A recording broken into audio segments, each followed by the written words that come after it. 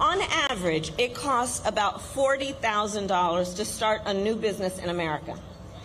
That is a great financial barrier for a lot of folks, and it can hold entrepreneurs back. And the current tax deduction for a startup is just $5,000, okay? So then you got to make up the delta there.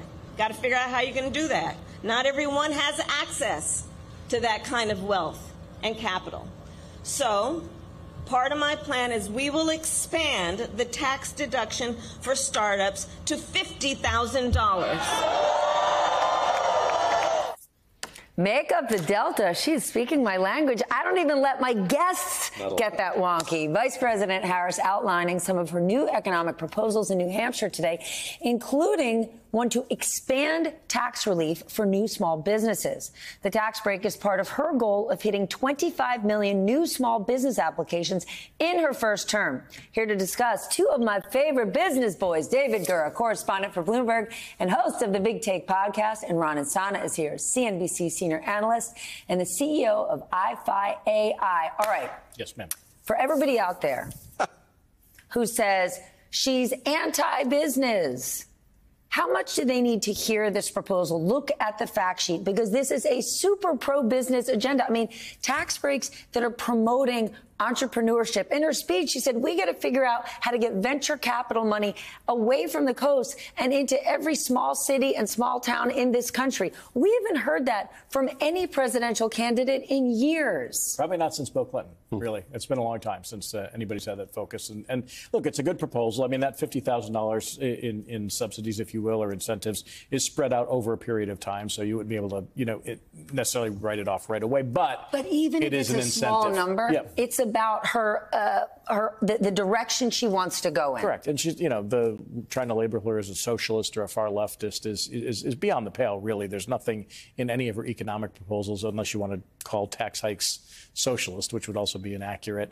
There's nothing really there that would suggest that she's an ultra leftist in any way, shape, or form. In fact, by cutting the proposed capital gains tax increase that President Biden put out rather substantially, that's rather surprising in and of itself. Let's talk about that, because people glaze over when they're like, what? Capital gains? The thing to take away is that President Biden's proposal was to be at 39% of long-term capital gains. Her proposal is 28%, right? So the fact that she is looking to do that, does that not say to this country, she is looking to say, listen, we just have to even things out. Obviously, the tax code isn't working for everyone. We got to modulate here. Yeah, that tax rate now is 20%. She's effectively saying, I want to raise taxes on the wealthy in this country, but not as dramatically as Joe Biden has proposed. And who knows what's going to happen if she's elected and whatever the configuration of Congress is, if that tax law is going to get through. But you're right. She is taking out her position on this, making that clear, and she is justifying it in a way that I think will make sense to a lot of Americans. I mean, people who are proponents of keeping that tax lower say it encourages investment by the wealthiest in this country. She is nodding to that, while all the while saying the richest people in this country should be paying more to the government. Let's talk about who she's speaking to and who she's listening to. Because in the last year, I had heard, we heard lots of it, that President Biden wasn't listening to or speaking to the business community. I remember after Davos, a Fortune 500 CEO said to me, you know a person's priorities based on their agenda. And President Biden is spending very little time with people from the business community. That's very different with VP Harris. Mark Cuban just put it out today, say, tell me a business leader that she hasn't met with, that she hasn't spoken to. Even in the last few weeks, we have seen people in her economic team bring more and more business people in to listen to what she has to say, but also for her to listen to their priorities. That's a shift. And it's been a pretty broad cross-section as well. It's not just, kind of traditional businesses, but she's reaching out to Silicon Valley.